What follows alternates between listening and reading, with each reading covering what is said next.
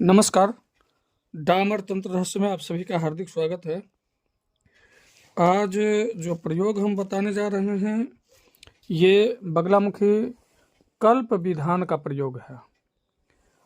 कल्प विधान से शत्रु को पराजित कैसे किया जाए। सर्वप्रथम दिग्बंधन करने के बाद संकल्प लेंगे। संकल्प ओम तत्सदित् श्रीमद्भगवतो महापुरुषस्य विष्णुराज्ञा प्रवर्तमानः श्री श्वेतवाराह कल्पे अष्टाविंशतितमे कलियुगे कलि प्रथमे चरणे जम्बू द्वीपे भरतखंडे भारते वर्षे बौद्धा अवतारे आर्यावर्तेक देशांतर्गते। अब हम लोग राष्ट्रीय राजधानी क्षेत्र में है दिल्ली, तो राष्ट्रीय राजधानी क्षेत्र, इसके बाद आप जिस जिला में हैं प्रमंडले, इसके बाद जिस गांव में है अपना गांव का नाम, पश्चात अपना नाम, गोत्र, मूल का उच्चारण, तिथि, वार, नक्षत्र, सूर्य किस राशि पर स्थित है, अभी चंद्रमा किस राशि पर स्थित है, ये सब बोलने के बाद संकल्प के लास्ट में शत्रु संहारणार्थाय प्रयोग अहम करिष्ये, ब्रह्मास्त्र सिद्ध प्रयोग अहम करिष्ये, ऐसे बोल करके ये संकल्प लेना है।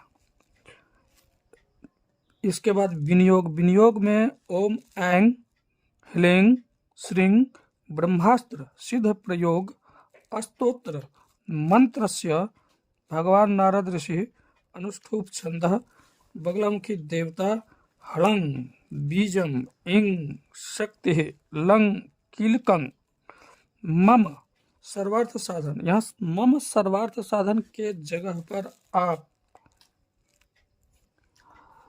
मम अमुक शत्रु संहारणार्थे पाठे विनियोगः, ऐसे बोलेंगे, अमुक यानी शत्रु का नाम लेकर के।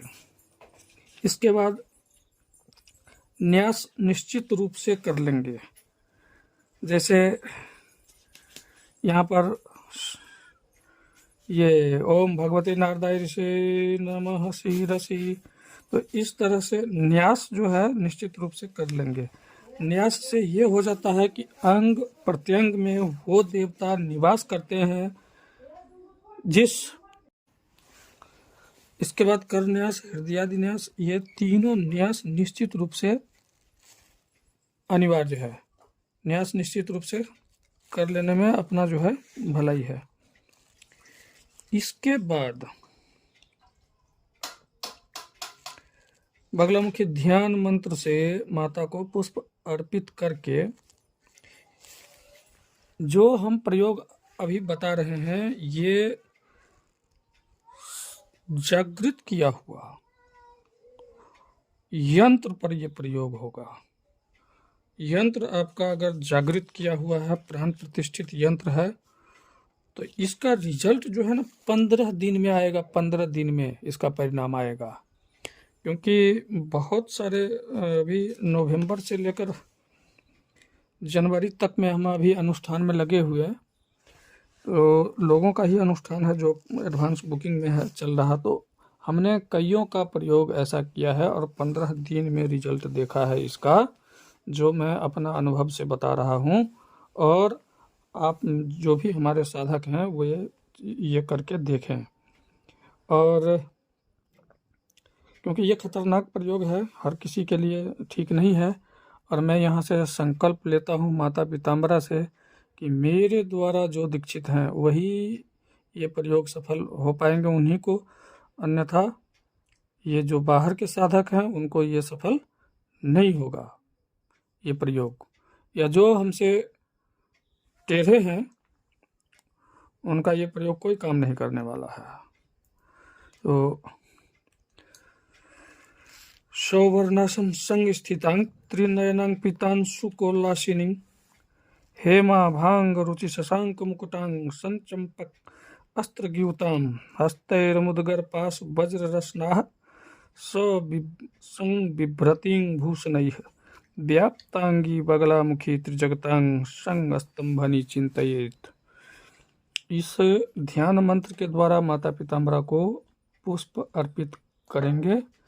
इसके बाद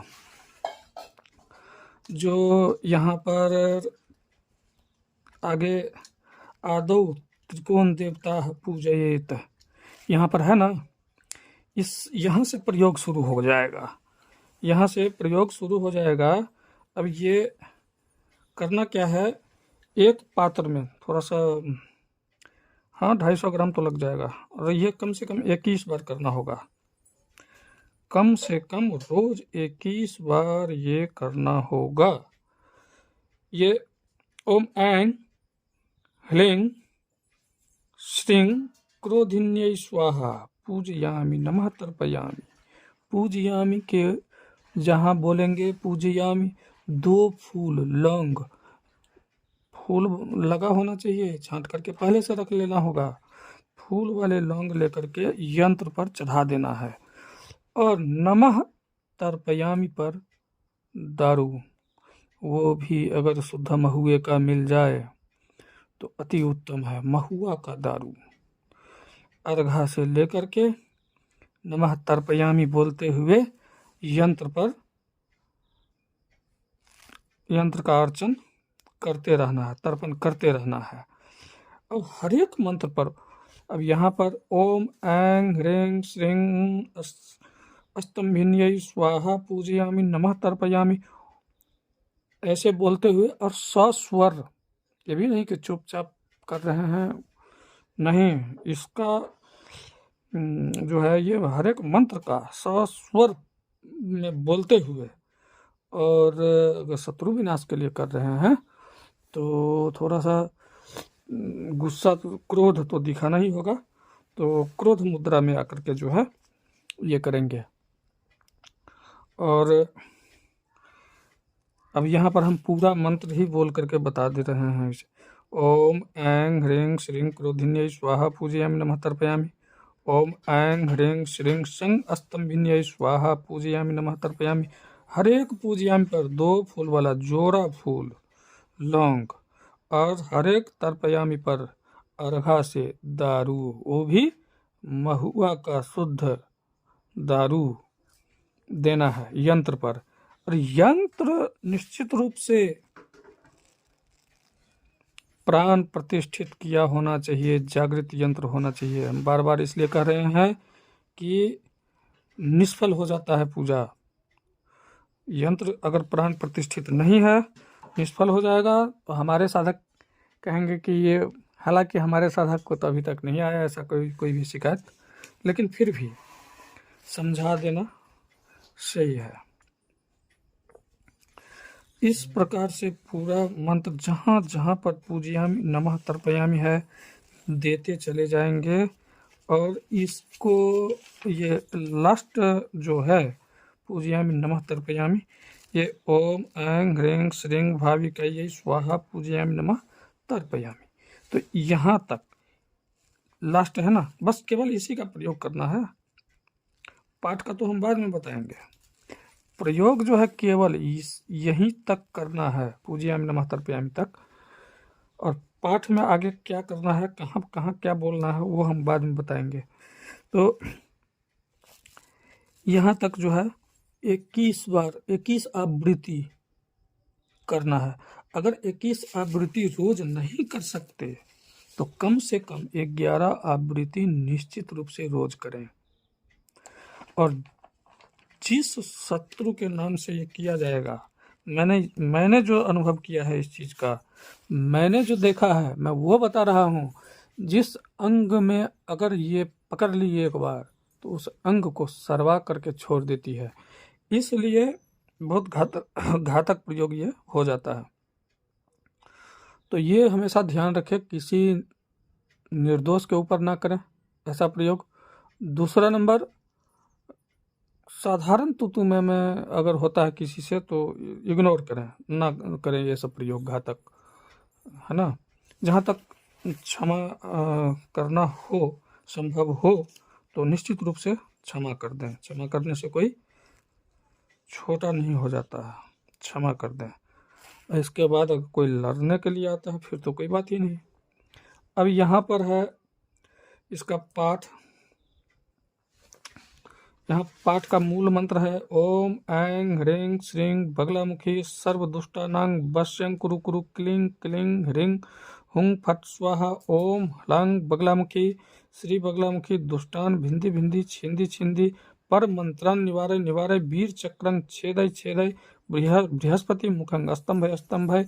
ओम ह्रीं अरिष्ट स्तंभनं कुरु कुरु स्वाहा। ओम ह्रीं बगलामुखी हुं फट स्वाहा। ये पूरा मंत्र, इसका पूरा जाप करना होगा। एक माला कम से कम इस मूल मंत्र का पूरा जितना बताया इतने का एक माला जाप करना होगा।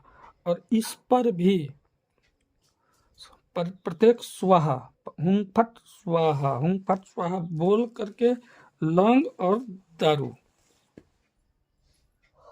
दारू से पूजन और तर्पण करते चले जाओ प्रत्येक स्वाहा पर।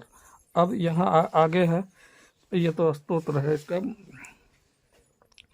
ब्रह्मास्त्रां प्रवक्ष्यामि बगला नारद सेवितं देव गंधर्व यक्षादि सेवित पाद पंकजम त्रिलोक्य स्तंभनि विद्या सर्व शत्रु वशन करी आकर्षण करी उच्चाटन करी विद्वेषण करी जारण करी मारन करी जृंभन करी स्तंभन करी ब्रह्मस्त्रेण सर्ववश्यं कुरु कुरु। ओम हलं बगलम की हुं फट स्वाहा।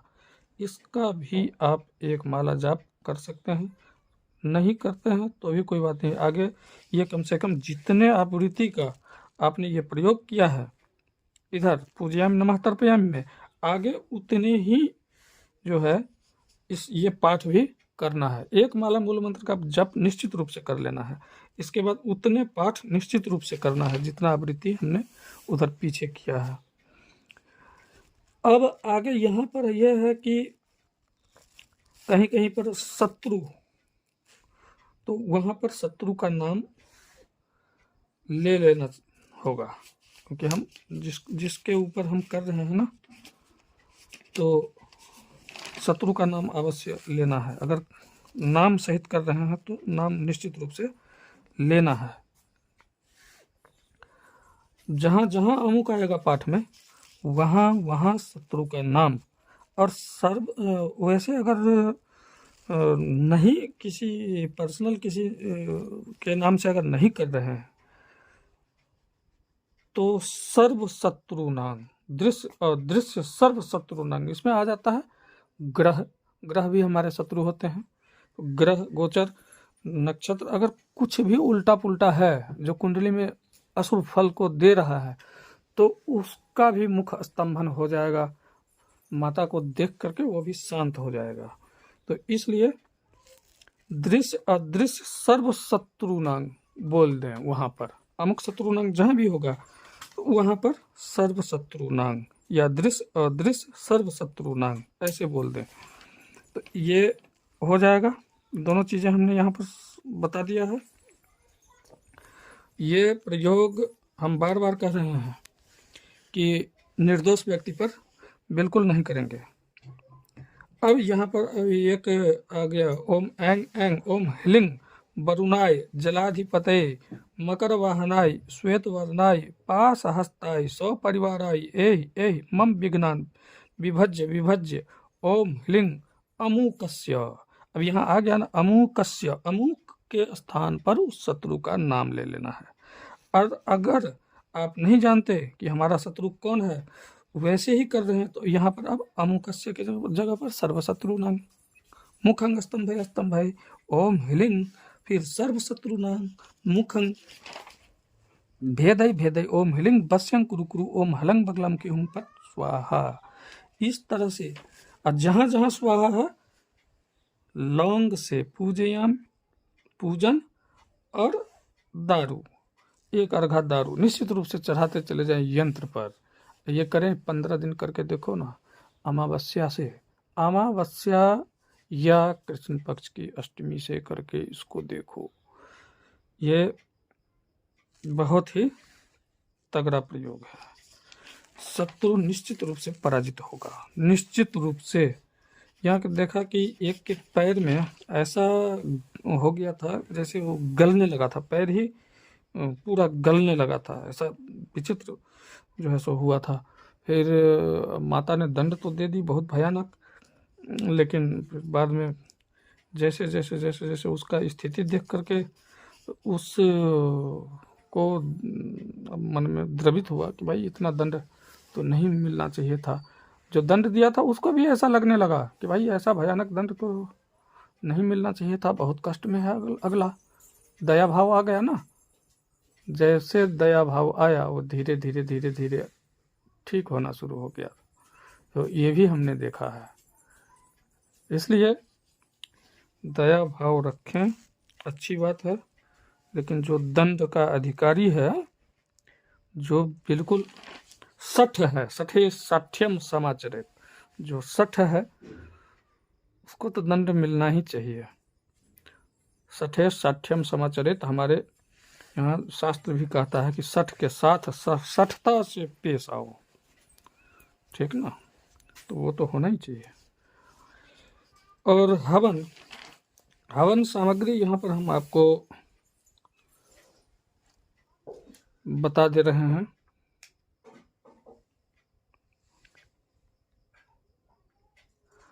हल्दी, पीला सरसों, हरताल, काला सरसों, काली मिर्च, सरसों का तेल, थोड़ा सा 25-50 ग्राम नीम का तेल, और कांटेदार यानी कि बैर और सी बहुत सारे कांटेदार पेड़ होते हैं, जैसे कि चिरचीरा, उसका जो मंजरी होता है वो, उसका भटकैया, भरमंडा, समी, नींबू, जितना ज़्यादा से ज़्यादा कांटेदार लकड़ी इकट्ठा कर सके कर लें, और पूरा का पूरा कांटेदार लकड़ी पर ही हवन करें इसका। और इसमें इस प्रयोग में एक भूतनाथ के लकड़ी का प्रयोग होगा और बच की लकड़ी का भी प्रयोग होगा, लेकिन हवन के बाद उसका प्रयोग होगा। और वो प्रयोग हम केवल अपने साधकों को बताएंगे, हम यहाँ सार्वजनिक नहीं कर सकते, क्योंकि हम भी कुछ गुरुओं के वचन में बंधे हुए हैं। तो ये चीज़ हम केवल अपने साधक को बताएंगे। तब तक के लिए नमस्कार। मुझसे संपर्क करने के लिए मेरा व्हाट्सएप नंबर 8810436642 इस पर संपर्क कर सकते हैं। जय माता पिताम्बरा, जय गुरुदेव।